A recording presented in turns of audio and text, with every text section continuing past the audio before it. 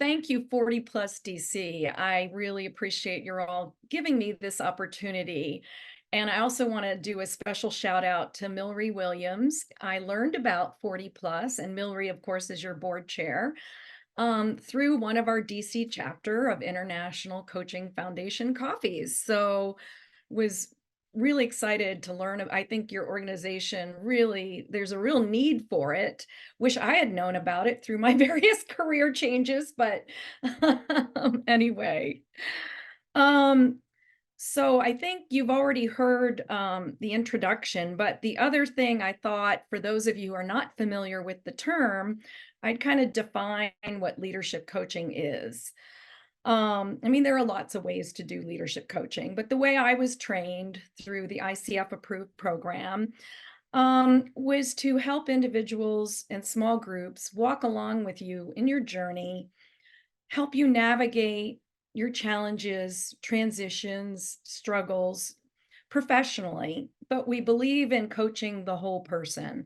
So when you come to us with a problem or a challenge or a decision, we're going to look at your whole life, but we are not therapists.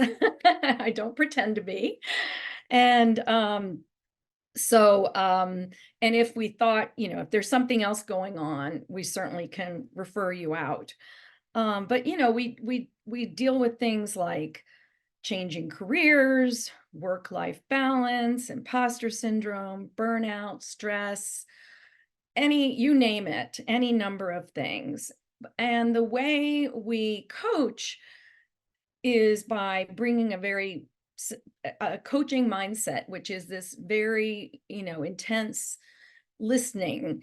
I'm not going to do a whole lot of talking during a leadership coaching session. I will ask a lot of questions. I will make observations, but the whole point is to have the work together for the client to kind of begin to see the solution or make the decision on their own.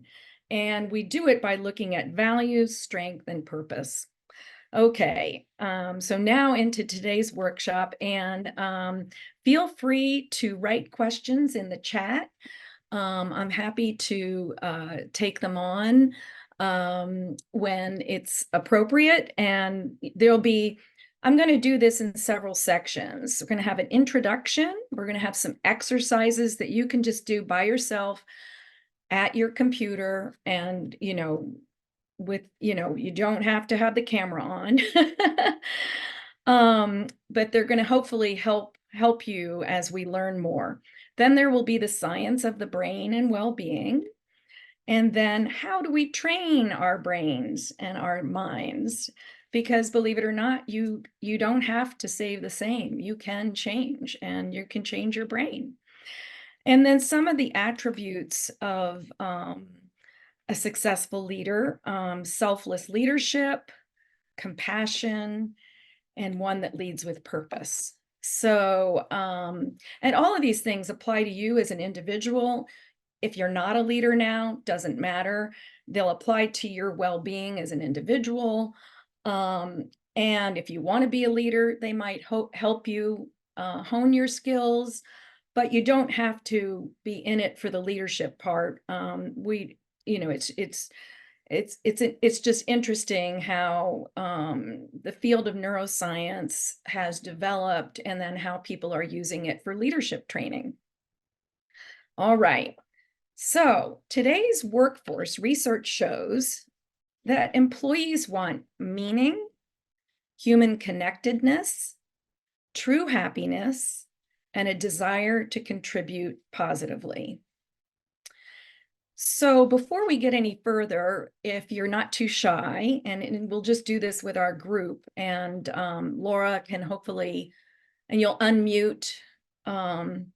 What do you all think are the attributes of a leader who can lead in today's workforce to provide employees with meaning, human connectedness, true happiness, and a desire to contribute? Anybody? I can start. I would say empathy. Mm-hmm. That's a good one. Absolutely. I would say strong listening skills. Absolutely. Hi, Beth. Well, we're going to be I going. think flexibility. So go ahead. I was just gonna say, I think flexibility is important. Yes, absolutely. Thank you.